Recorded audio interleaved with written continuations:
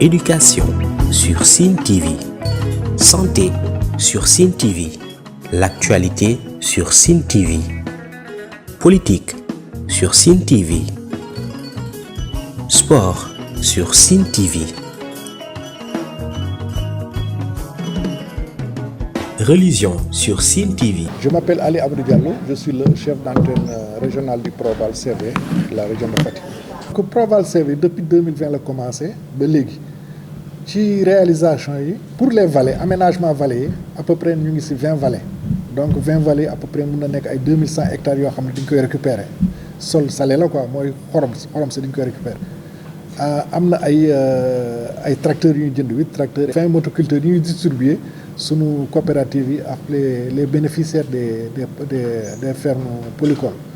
ferme polycole yi réalisé nañu 165 waaw donc su ñu la waxee ferme polycole mooy loo xam dañ koy defar clôture 1 à 2 hectares defal la forage ak pompe solaire yooyu à peu près 165 la su loolu passé defar nañu piste mooy piste buy dem kër Nioro Alassane Tall 11 kilomètres pratiquement léegi mu pare su loolu passé aussi ñu ngi defal nañu ay plateformes multifonctionnelles mooy transformation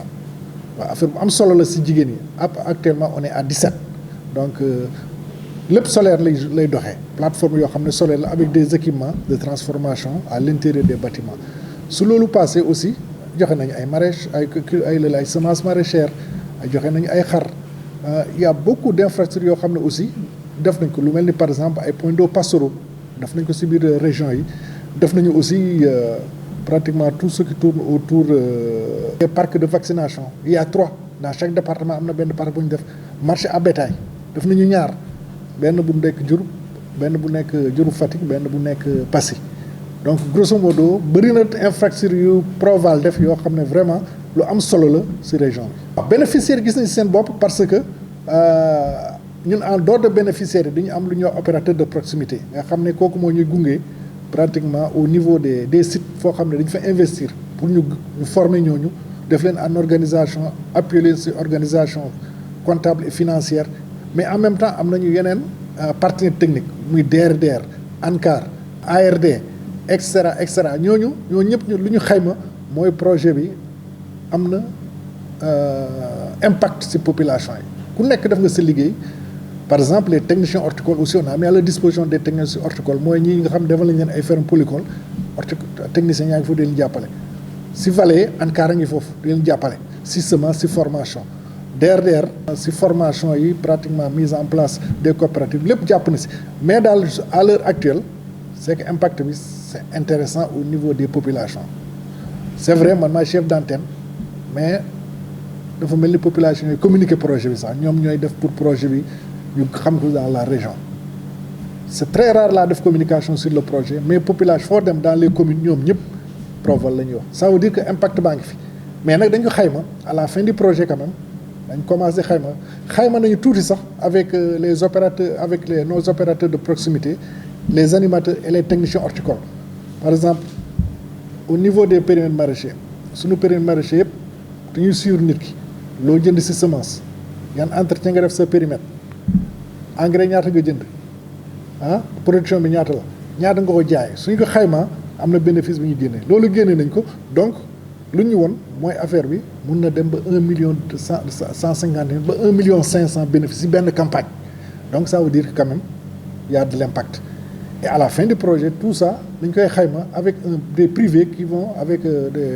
ay consultants yoo xam ne ñoom lañ koy jox ñu defal ñu xayma bu am solo boo xam ne ñun bokkuñu ci ñoom ñoo koy def pour affaire bi leer donc je crois que lu may dégg au niveau des préfets au niveau des sous-préfets au niveau des organisations des éleveurs des pêcheurs des agriculteurs au niveau des jeunes qu'on a appuyé et des groupements de femmes ñoom ñëpp vraiment ñu ngi sant projet bi et ñu ngi wax encore na projet bi yokk na am 2e phase 3e 4e phase parce que ça veut dire qu'il y a un intérêt certain. waaw 2e phase bi ñu ngi ci xam nga programme bi c'est un programme de 20 ans donc première phase de 5 ans la 2020 ba 2025 donc ñu ngi ci fin projet bi maintenant ñun on a anticipé defar nañu projet bi 2e phase defar nañ ko ba soumettre nañ ko au niveau de la Banque africaine donc de la BOAD de l'OPEP et de la BADEA concernant la BAD et la BOAD ñoom validé nañu projet bi c'est-à-dire conseil d'administration validé na OPEP joxe na financement BADEA une semaine la fi ñëw ma defal leen tour Fatick yenn investissement yu ñu defoon donc ñoom kontaan nañu liggéey bi ñoom tamit ils disent qu'ils vont appuyer le projet donc avec le ministre de l'Agriculture on sait que pratiquement la deuxième phase sera pour bientôt. Éducation sur Sine TV, santé sur Sine TV, l'actualité sur Sine TV, politique sur Sine TV, sport sur Sine TV, religion sur Sine TV.